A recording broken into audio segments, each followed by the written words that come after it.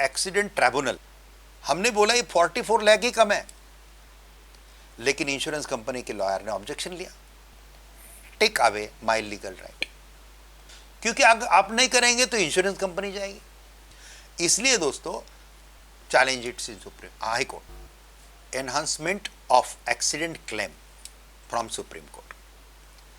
दोस्तों जब accident tribunal decision दे देता है तो उसके खिलाफ फिर हाई कोर्ट में अपील होता है, और हाई कोर्ट के बाद ये अपील सुप्रीम कोर्ट में होता है अगर वो कॉम्पेंसेशन आपको मंजूर नहीं है। अभी इसमें कुछ मैं आपको गुप्त ज्ञान देने वाला हूँ। अभी एक केस मेरे पास आया, कैसे वो बताता हूँ आपको। सुप्रीम कोर्ट के लिए केस आया, क्योंकि मैं सुप्रीम कोर्ट में प्रैक्टिस करता हूँ, मैं हाई कोर्ट के बाद की केसेस लेता हूँ, और जो हमारा लॉ फर्म है, जो हमारे 16-17 जूनियर हैं, उनके थ्रू हम ये सब काम करवाते हैं और खुद आर्ग्यू हम करते हैं, और बाकी ड्राफ्टिंग टीम वगैरह हमारे पास परफेक्ट है। तो उन्होंने कांटेक्ट किया, देखा मैंने, वो केस में ऐसा था कि ट्राइब्यूनल ने उनको 44 लाख का कॉम्पेंसेशन सैंक्शन किया था, अवार्ड दिया था, जजमेंट दिया था। फिर इंश्योरेंस कंपनी, ये शांत बैठे, इन्होंने कुछ नहीं किया, इनको लगा 44 लाख ठीक है, लेकिन इंश्योरेंस कंपनी क्या किया, हाई कोर्ट में गई उसको रिड्यूस करने के लिए, और इंश्योरेंस कंपनी उसको रिड्यूस करने में सक्सेसफुल हुई, वो 31 लाख तक नीचे आ गया। फिर एकदम हक्के बक्के रह गए, अरे 44 लाख का डायरेक्ट 31 लाख हो गया, तो हमने कुछ करना चाहिए। फिर वो सुप्रीम कोर्ट में आए, और फिर सुप्रीम कोर्ट में हमने वो केस इस ढंग से पेश किया, लेकिन सामने वाले ने ऑब्जेक्शन लिया। हमने बोला ये 44 लाख ही कम है, इनका कॉम्पेंसेशन 1 करोड़ के आगे बनता है, फिर इसके मल्टीप्लायर है, बाकी फ्यूचर उसके जो प्रोस्पेक्ट है, उसके एंगल से जो सुप्रीम कोर्ट के नए नए जजमेंट है, वो अनुसार हमने कैलकुलेट करके बताया इसका 1 करोड़ के आगे कॉम्पेंसेशन बनता है। लेकिन इंश्योरेंस कंपनी के लॉयर ने ऑब्जेक्शन लिया, कि बोले इन्होंने चैलेंज ही नहीं किया है, ट्राइब्यूनल के कोर्ट ऑर्डर को इन्होंने हाई कोर्ट में एनहांसमेंट के लिए चैलेंज ही नहीं किया, इसका मतलब दे एक्सेप्टेड 44 लाख, तो 44 के लाख के आगे इनको बोलने का कोई राइट सुप्रीम कोर्ट में है ही नहीं। फिर मैंने आर्ग्यू किया, no lordship, that is not a true thing, any time I can put that question before honourable court for enhancement of my compensation of accident claim. This is my legal right. Nobody can take away my legal right. फिर वो हुआ, फिर favour में आया, सब कुछ हुआ।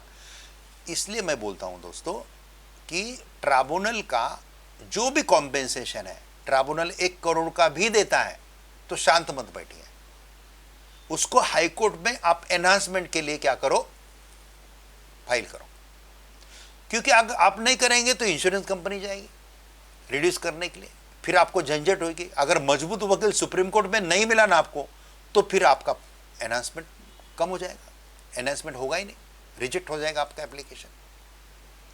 इसलिए दोस्तों आपको जो भी कॉम्पेंसेशन मिलता है, वो कॉम्पेंसेशन को आपको हाई कोर्ट में चैलेंज करना है, और हाई कोर्ट से बढ़ के मिलेगा। सपोज आपको ट्राइब्यूनल ने आपको 60 लाख का कॉम्पेंसेशन दिया है, you are happy even though you challenge it in Supreme High Court. High court ने उसको 70 लाख करके दिया, you are now more happy, या 1 करोड़ करके दिया, you are now more happy, लेकिन तो भी हैप्पी मत रहिए, इसको सुप्रीम कोर्ट में और एनहांसमेंट कर लिए चैलेंज कीजिए, ताकि इंश्योरेंस कंपनी को मौका ना दे इसको रिड्यूस करने का। अभी जो पहले केस मैंने बताया ना, ये केस में ये क्या कर सकते थे कि जब इंश्योरेंस कंपनी रिड्यूस करने के लिए गई, 44 लाख का रिड्यूस करने के लिए गई, इसी समय ये सेपरेट एक रिट फाइल कर सकते थे, सेपरेट केस फाइल कर सकते थे उस जजमेंट के अगेंस्ट कि भाई ये 44 लाख का मैं एनहांसमेंट के लिए, सेम हाईकोर्ट में कर सकते हैं, लेकिन इन्होंने किया नहीं, इन्होंने खाली उसको डिफेंड करते रहे, तो गलत है दोस्तों।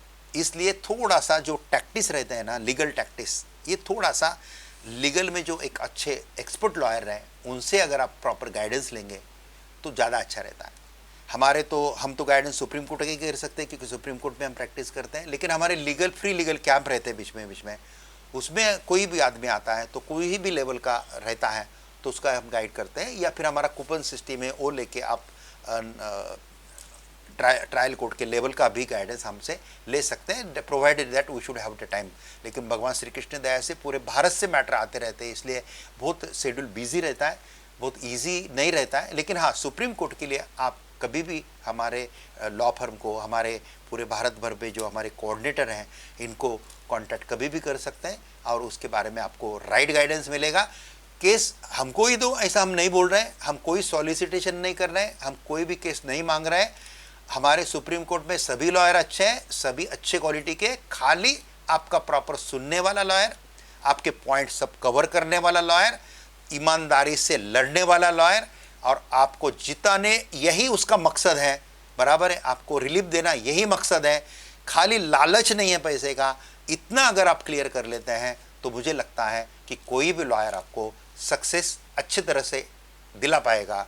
और एक्सीडेंट क्लेम में खाली आपको गुप्त ज्ञान मैंने दिया है कि आप कितना भी एक्सीडेंट क्लेम आपको मिलो उसको एनहांसमेंट के लिए आप आगे आगे जाते रहो। अगर आप नहीं गए तो इंश्योरेंस कंपनी रिड्यूस करने के लिए आगे जाएगी और ट्राइब्यूनल ने दिया हुआ कम होते होते होते बहुत कम हो जाएगा। ये मत होने दीजिए, इसलिए ये गाइडेंस था। आज के लिए इतना काफ़ी है।